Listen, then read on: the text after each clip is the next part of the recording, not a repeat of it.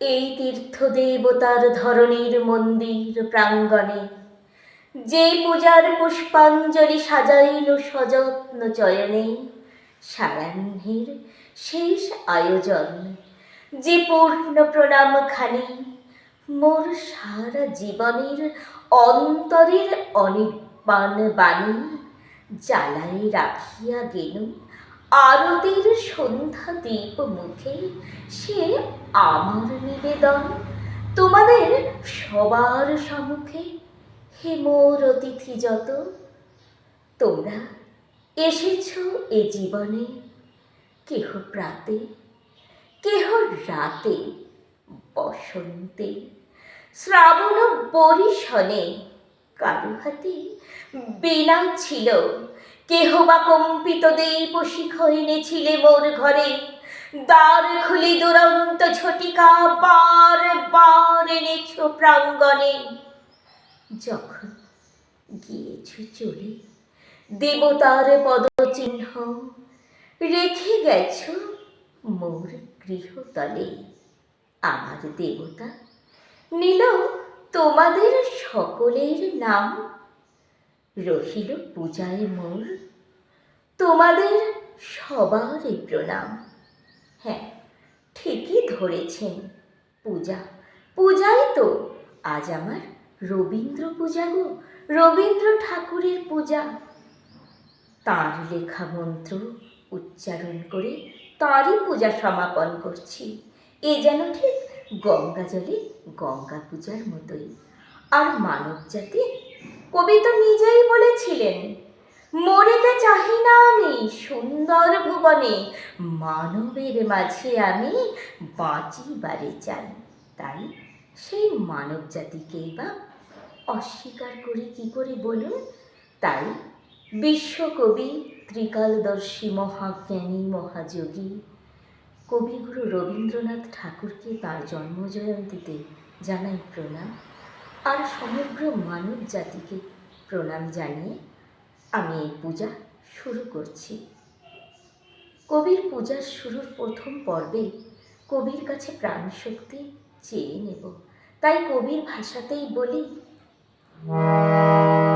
প্রাণ ভরে তৃষা হরে মোরে আরো আরো আরো দাও প্রাণ, তব ভুবনে তব ভবনে মোরে আরো আরো আরো দাও স্থান, মোরে আরো আরো আরো দাও প্রাণ। প্রাণ ভরে তৃষা হরে মোরে আরো আরো আরো দাও প্রাণ।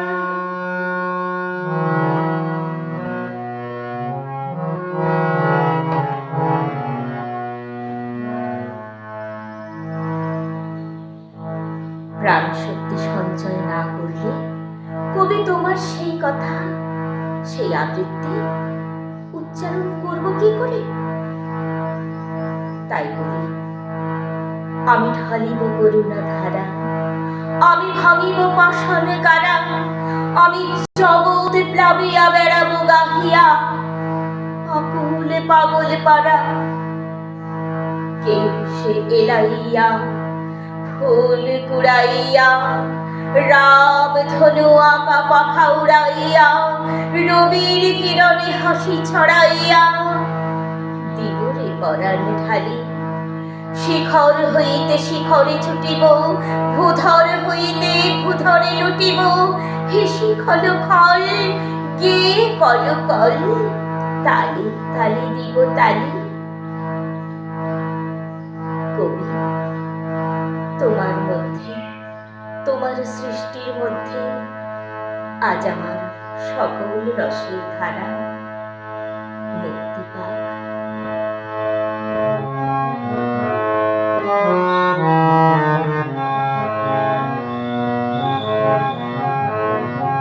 আমার সকল রসের ধারা তোমাকে আজ হোক না হারা।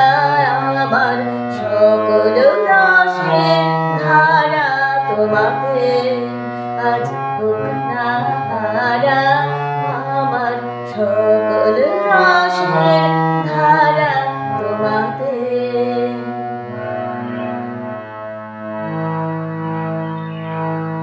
কবি বিশ্বকবি, মহাজ্ঞানী, মহাযোগী, তার সৃষ্টি সমুদ্রের মতোই বিশাল, যা বলে বা বর্ণনা করে শেষ করার মতো নয়। কিন্তু আমাদের তো সময় সংক্ষিপ্ত, তাই যেতে হবে।